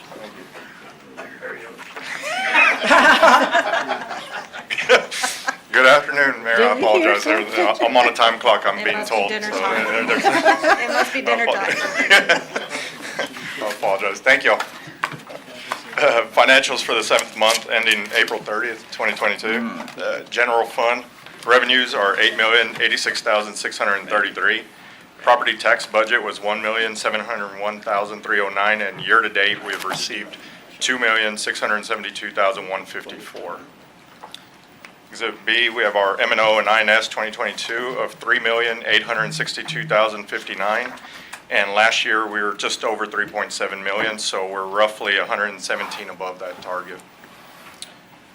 Going back to Exhibit A, sales tax was budgeted at $3,080,000, and we're showing $2,436,192, and that's through February.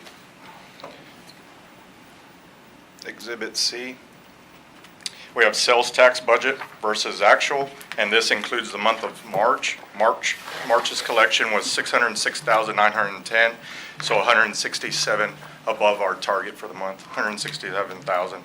2022 budget was $2,640,000, and we have an actual of $3,043,102, so we're 403,000 above our budget. Exhibit D, we have actual 2022 versus actual 2021, and we're showing an increase of 314,905 for previous year to date. Exhibit E, we have general fund expenditures, and year to date we have $7,915,069. And just to touch on a couple of the larger departments, like we've discussed in the past, fire department is sitting at 78% of their budget, and like we talked, a lot of that is a TIFMAS. Them alone is we're showing roughly 570,000 in overtime charges, and from what we calculate right now, we're just roughly over 300,000 of that should be reimbursable, along with accommodations and such. So all in all, we're sitting at about 400,000 in TIFMAS reimbursable, so it kind of changes that story if you take that into consideration. The police department is showing 68% of their budget. Parks and playground is 69%. A lot of that has to do with the great stuff we did next door at Hill Park. And public health codes, we're sitting at 77% of budget. Exhibit F, revenues versus expenditures for all the funds. General fund, we show 171,564. Solid waste is a negative 403,264. Again, the repairs and maintenance and rentals of equipment. Utility fund is at a negative 93,510. We're coming around to the summer months, so hopefully with the billings, it'll pick up and we'll turn the corner on that one. Airport fund is a negative 66,843, and that's with the transfer.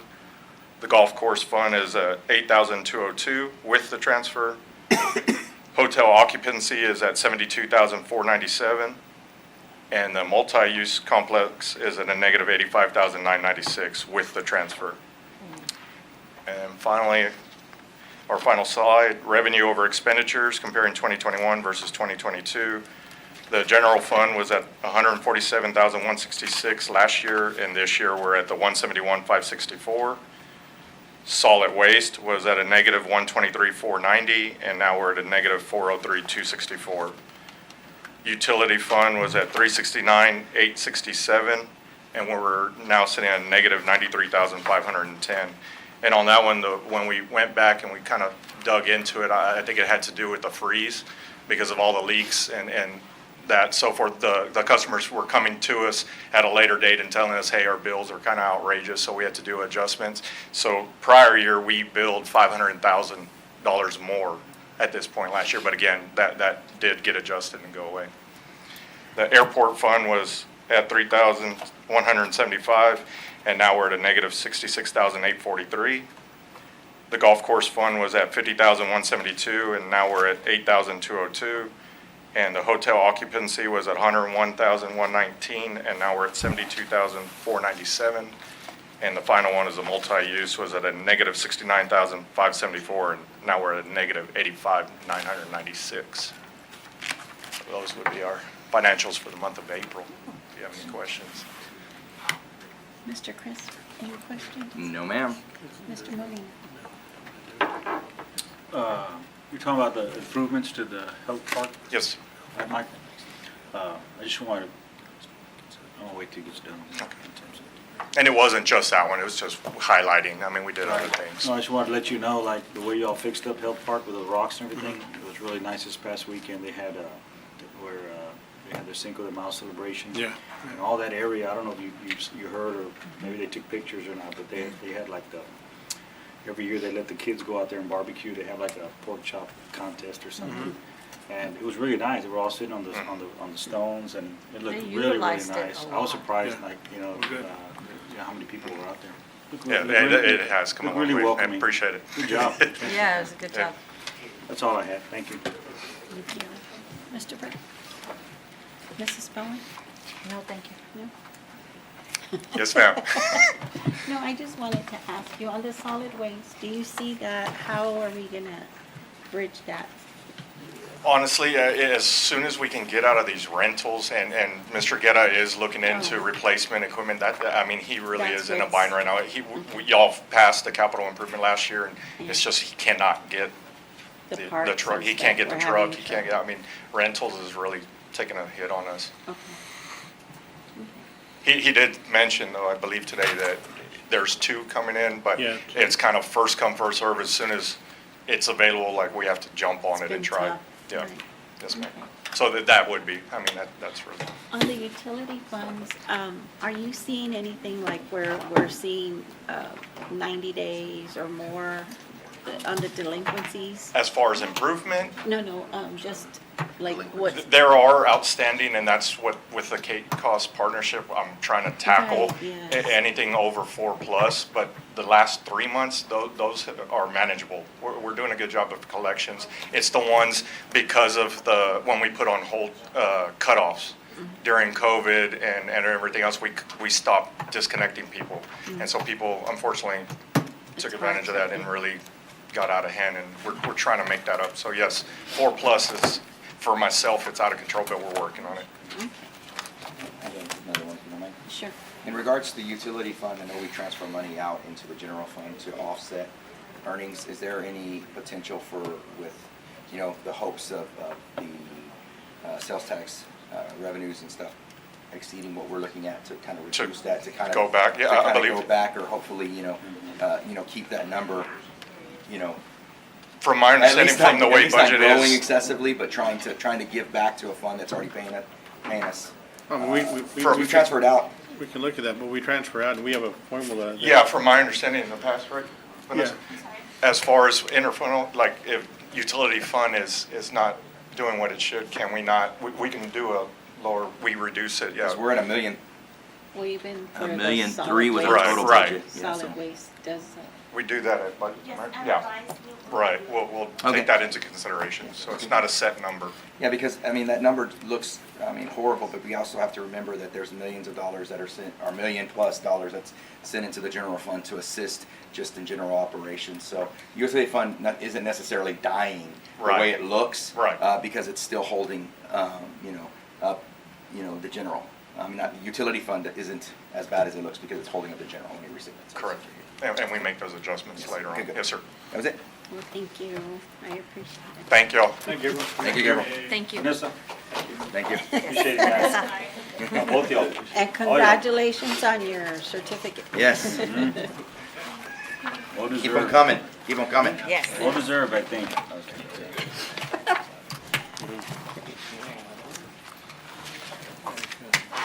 Okay, so Mr. and I said, do we wait a little bit? Agenda item number 8, adjournment. May I have a motion? May I make a motion to adjourn? Second. Okay, we have first and second. All in favor, say aye. Aye. All opposed, same sign.